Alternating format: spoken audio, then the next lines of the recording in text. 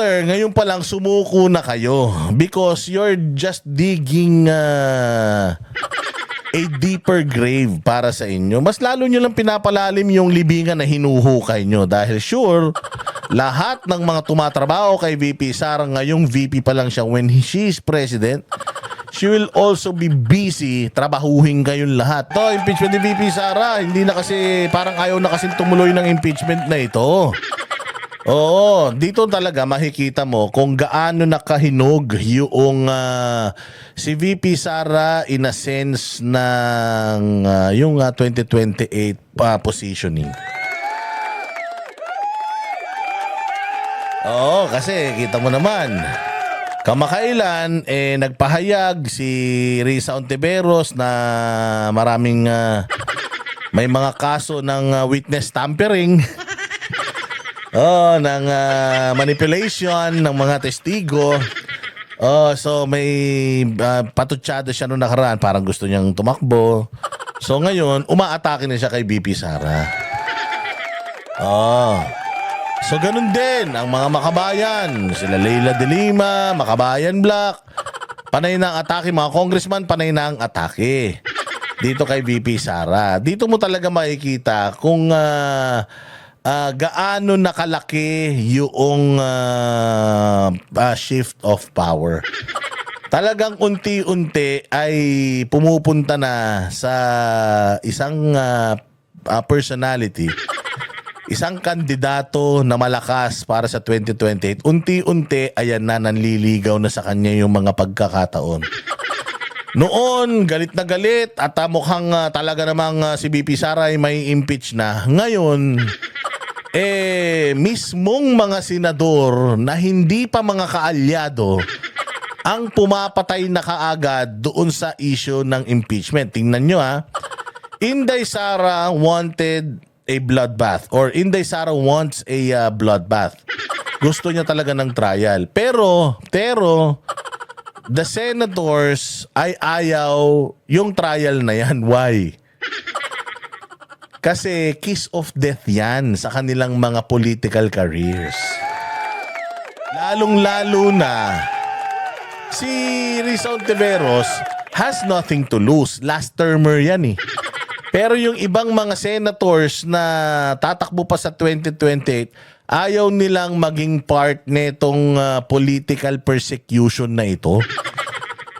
Kaya mukhang gumaganti sila sa mga congressman kasi itong mga gunggong na congressman last minute ipinasa nila ito. So ngayon pinipressure nila yung Senate na parang tila mo silang may kasalanan. Pero ang haba-haba ng 19th Congress ng 2024, kung kailan mag-a-adjourn na sila, doon pa naman nila ipinasa itong impeachment. Pag-uusapan, pagdedebatihan pa nga Yang impeachment na yan, kung sumunod ba sa proseso ang Kongreso. Kasi hindi ba, merong 3 nauna na impeachment complaint. Bakit yung pang-4 yung na-approve? Ano nangyari dun sa 3? Kasi ganito yan. Kung merong 3, yung una ipinasa, na-decline, hindi na siya pwedeng sampahan ng impeachment for another year. Pero bakit yung 3 namatay, yung isa pang-4, yun yung nag-push through na articles of impeachment. So doon pa lang may technical na issue na, may technical na problema na dapat pagtuunan ng pansin ng mga senador, pag-usapan, parang katulad din kay Pangulong Duterte sa The Hague, di ba?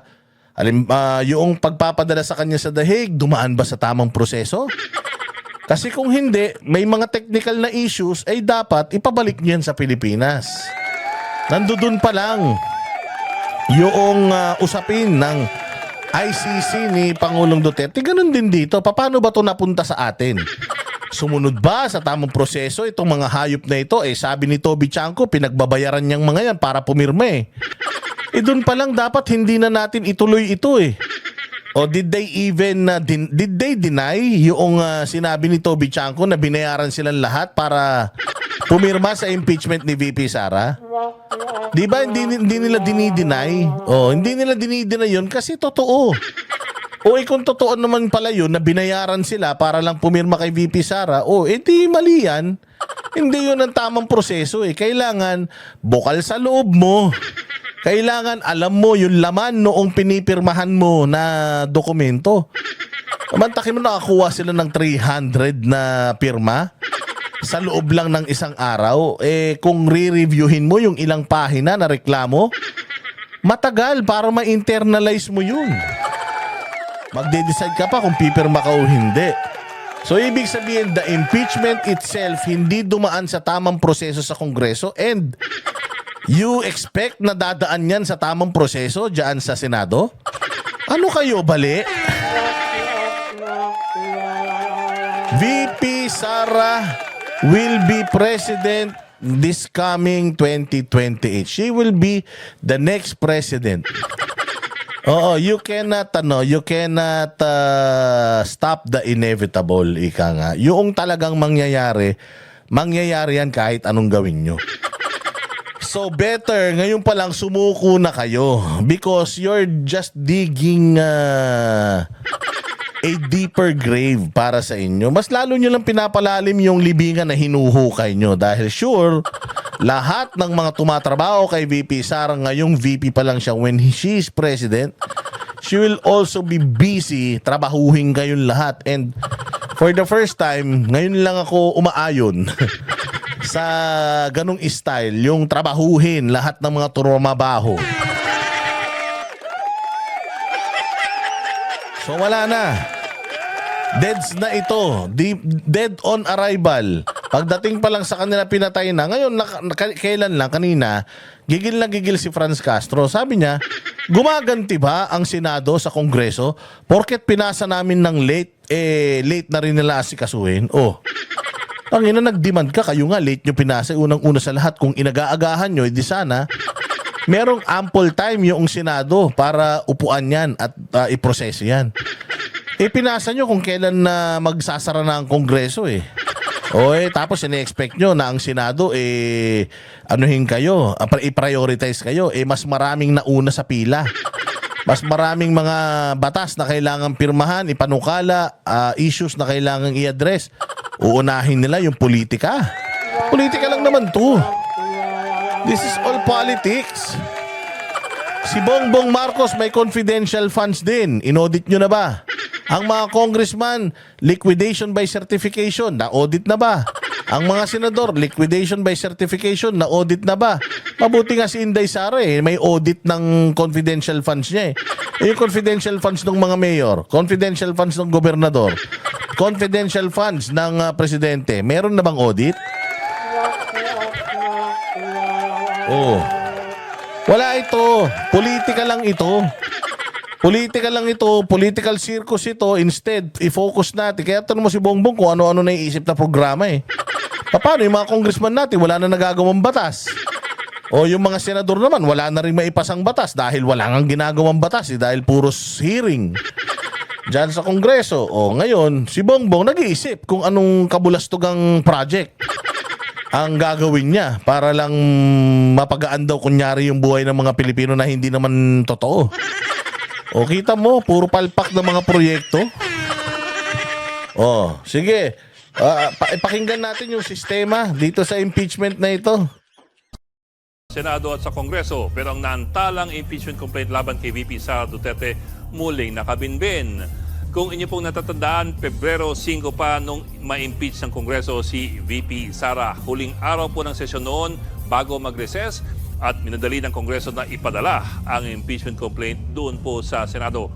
Pero si Senate President Chis Escudero nagdesisyon na isantabi muna ang impeachment articles ng 4 na buwan or sa June 2, 2025 na resumption ng sesyon ng Kongreso. Yan ay sa kabila ng utos ng konstitusyon na kailangang aksyonan ng Senado ang impeachment ng walang delay. At matapos ang 4 na buwan na delay, meron na namang 1 linggong dagdag na delay. June 11 na lang daw ang presentation ng articles of impeachment dahil marami pa raw mas importanteng tatalakayin ng Senado. Pero ito po, kung sa wakas June 11 na gugulong ang impeachment trial, tignan naman po ninyo ang ating kalendaryo. Ang sunod na araw, June 12, ay isa pong national holiday. At ang June 13, Tinan mo, kapag ka ang Congress ang nagtitrip sa mga senador, masaya sila. Pag yung mga senador ang nagtitrip, gigil sila. O, you reap what you sow. Kung ano yung ginagawa nyong kahayupan, gagawin din sa inyo. Make sure, okay kayo. Ang hirap, pikon na pikon kayo eh. Gagawa kayo ng kabulustugan. Pag nabisto kayo, mapipikong kayo. O, ganyan-ganyan. Huwag kayong ganon. Huwag kayong balat sibuyas. Pabayaan nyo yung sistema. ang huling araw na ng 19th Congress. Susunod na babalik ang Kongreso July 28 na para sa sora ng Pangulo at 20th Congress na po yan. Ibang Kongreso na. Kaya't ang daming pumapalag sa karagdagang delay sa impeachment trial na parang wala na atang interesado. Ito pa, ayon kay Escudero, nasa plenaryo ang pinal na desisyon kung ito'y magko-convene pa bilang isang impeachment court. Kung ayaw raw ng mga senador na mag-impeachment court, abay walang magagawa ang iba. Si Senate Majority Leader Francis Tolentino naman, hiniling sa mga kabaral na i-dismiss na ang impeachment court. O, ayan. Pinadidismiss na ni Tolentino. Mantakin mo ha, alyansa ito. Bata ni Bongbong ito natalo. Oh, pero kahit alam mo, hindi naman sa pag-ano si Tolentino, kahit na traidor yan, susunod sa batas yan. O, so yun yung sinasabi niya. Ano na to? Wala na to. Dismiss na to. Bakit? 19 Congress. Sino ba yung mga nasa 19 Congress? Paglipat ng 20th Congress, magbabago na pati yung mga senador. O, yung senador sa 20th Congress, hindi na sila yung senador sa 19th Congress. Kalahati doon ang mawawala. Oh, so mapapalitan na ng bago. So bagong liderato na 'to. So bagong mga issues, kaso na yung mga pagdidebatihan nito at kahit na ituloy yan ngayon, matatapos ba yung impeachment ng isang araw, dalawang araw? May impeach si BP Sara agad nun? O, kaya niyong gawin yun kasi mga gago kayo eh. O, pero maniwala kayo sa hindi, pagdating ng 20th Congress with the numbers, kaya nga sinasabi dito ni Chis Escudero, kahit tumawid yan sa 20th Congress, patay yan. Patay yan. Putang ina, yung mga nanalong kandidato at saka yung mga naiwan dito sa Senado, alyado ng mga Duterte. So, hindi rin yan matutuloy, hindi rin magfa-fly yan. So, might as well, ngayon pa lang, patayin na natin yan. Tapos, gumawa na tayo ng magpasa na tayo ng mga batas para hindi nakakaisip to si Bongbong ng kung ano-ano. Baka mamaya niyan, pati aso binibigyan na ng ayuda niyan. O, kakaiba na mag-isip yung presidente, kaya kailangan bilis-bilisan na natin. Gumawa na tayo magpasa na tayo ng mga batas para may pirmahan naman yan. Complaint dahil illegal daw itong itawid sa 20th Congress. Ang nakagulat sa marami ay kung bakit parang optional na lamang sa Senado na ituloy ang impeachment trial, na parang multiple choice pa ito na maaring hindi o maaring oo. Sa Wala na, Edlinggaw. Kahit na ano pang iniiyak mo, Edlinggaw, wala na yan. Oo. Kapag hindi natuloy itong impeachment na ito, it's a huge statement para kay VP Sara that she is in control. Lame duck na si Bongbong. Wala nang kapangyarihan si Bongbong. Ang tangi na lang, may kapangyarihan si Bongbong kay Torre. Kaya nga hinire na yan si Torre para maging Doberman niya. Yun na lang yung kaya niyang utos-utusan. Pero itong mga mambabatas natin, wala nang kapangyarihan si Bongbong Marcos over these senators. Alam niyo kung bakit? Bistado na si Bongbong na wala talaga siyang backbone, na wala talaga siyang capacity to lead. Kaya etong mga matatalinong senador, with the help of Amy Marcos, na talagang all out na rin si Amy sa pag-expose sa kapatid niya, na wala talagang alam sa buhay, wala talagang alam sa pamamalakad, wala na talagang pag-asa itong impeachment na ito ni VP Sara. Hindi na ito ma-impluensya ni Bongbong. Even Martin Romualdez conceded already. Sinabi ni Martin kahapon na it's up to the Senate. It's up to the Senate. Hindi naman mas malakas ang kapangyarihan ng Kongreso sa Senado eh. Hindi naman pinakialaman ng Senado ang Kongreso nung ginagawa nila itong katarantaduang impeachment kay BP Sara. So dapat yung mga congressman, wala din kayong pakialam sa Senado kung anong gusto nilang gawin dito. It just shows na wala talaga kayong silbi, wala kayong kwenta. It's always the Senate ang may last say. Ano yun na yun? Accept it. Accept it na yung inyong pangarap na si BP Sara ay mawala sa inyong landas ay mukhang malayo pa sa katotohanan, mas malabo pa yan sa ihi ng bagong panganak. Oo, malabong-malabo na yan. Kaya kung ako sa inyo, tapusin nyo na yung kahibangan ninyo, magtrabaho na lang kayo, itong last 3 years ni Bongbong, tulungan nyo na lang siya na makapagpasa or makapagpirma ng mga importanteng batas. Tulungan nyo na lang siya na ponduhan yung build projects na mga nabinbin. Tulungan nyo na lang si Bongbong na ayusin yung bayang Pilipinas. Tigil nyo na yung kakapolitika nyo. You cannot stop the inevitable. You cannot even delay it. Si VP Sara will be president. Will be the next president. It's either earlier or on 2028, siya ang magiging susunod na presidente. So tanggapin nyo na yun. Wala na kayong kapag-aapag-asa. Wala na. Mantaki mo, si VP Sara na nangihingi ng hearing. Ayaw pa nila. Isa lang ibig sabihin yan. Ngayon pa lang, pumuposisyon na sila. At kung ngayon ang pag-uusapan, si BP Sara ang may control. So doon tayo sa may control kesa sa kinokontrol. 11 ng Konstitusyon, malinaw na malaki at mahalaga ang papel ng Senado sa isang impeachment. Wala po nakalagay na may choice ang Senado kung itutuloy o hindi ang isang trial. Katunayan, ayon sa Konstitusyon, trial by the Senate shall forthwith proceed. Hindi po ito pakiusap kundi utos. Pag na-impeach ng Kongreso ang isang impeachable official, ang Senado lamang ayon sa Konstitusyon ang may kapangyarihan na mag-acquit o mag-convict dun sa opisyal na yon. Dahil sa mga mahabang delay mula pa noong Pebrero, sigurado pong walang matatapos sa 19th Congress. At tatawid na po ang impeachment doon sa 20th Congress. At dahil po dyan, mas mahaba at mas komplikado ang usapin kung yan ba ay legal o hindi. Dahil 19th Congress ang nag-impeach, pero 20th Congress na malamang ang hahatol. Kaya't ano pa man, asahan po na ang issue ay aabot sa Korte Suprema. Kung itawid ng Senado sa 20th Congress ang impeachment trial, kikwestiyonin po ito sigurado ng kampo ni VP Sara Duterte sa Korte Suprema.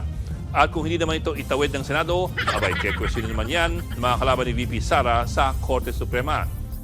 In short, kung daabot sa Supreme Court to, either way, either itong mga makakaliwa ang magsasampa ng demanda dahil hindi matutuloy yung impeachment, or kung matutuloy man yung impeachment, sila BP Sara din magsasampa ng demanda rito, tatagal at tatagal din yan. In short, rest in peace na yan. Tanggapin nyo na ang katotohanan. Hindi pa kayo lumalakas, lalong-lalo na kayong mga komunista. Hindi pa kayo lumalakas. Wala na. Tapos na ang inyong karera. Inday Sara, kukunin niya na yung kapangyarihan na yan as legal as possible. Humanda kayo dahil sigurado, ubos kayong lahat. Malamang sa hindi, ang impeachment trial na na-delay sa Senado, lalo pong madedelay sa Korte Suprema. Mga kapatid, Ed Dingaw po. Maging maalam Ed Dingaw, tumigil ka na. Di ba? Kaya wala na pag-asa ito. Matulog na lang kayo. Tigil nyo na yan. Kung ako sa inyo, na lang, better luck next time. Baka sakali. Magkaroon pa kayo ng chance kasi papunta na tayo sa 2028. Papunta na tayo sa pangmalakasan na eleksyon. At usapan na ngayon is kung kanino kakampi yung mga politikong mga balimbing, kung sinong popondohan ng mga negosyanteng may mga sariling interes. Maghahanap na sila ng katunggali. ng pinaka-paboritong kandidato o maghahanap na sila ng katunggali. So talagang matindi ito kasi eleksyon to ng buong Pilipinas mula konsehal hanggang presidente. Kaya talagang isa itong magiging eleksyon sa 2028. Isa ito sa kaabang-abang at isa ito sa palagay ko magsiset na naman ng panibagong history. Yun kung mapapatanggal yan si Garcia sa Comelec at talagang boses ng bayan ang mananaig at demokrasya ang talagang magsasalita. Ayan. O sana nagustuhan nyo ang ating paksa. Muli po, ito pong mga pinagsasabi ko ay pawang walang katotohanan. Puros kabulastugan lamang. This is for entertainment purposes. Huwag nyo masyadong seryosohin. Kung ayaw nyo pong maging paksa kayo ng ating channel, wag na po kayong tumakbo sa politika. Kayo po'y umuwi ng bahay. Gusto nyo, sumakay kayo sa MRT ni Bongbong Marcos. Isang kawatan plus 3. So, 4 na kawatan. Yung pwedeng sumakay dyan sa tren na yan. Iyan ninyo. I-utilize nyo yan. I-utilize nyo dahil pinaghirapan ni Bongbong Marcos yan. At yun nga mga kababayan, anong masasabi niyo sa balitang ito? Maaring ihayag ang inyong opinyon at kuro-kuro sa comment section sa ibaba. Huwag din kalimutang mag-like, mag-subscribe at mag-share sa bidyong ito. Maraming salamat sa panonood.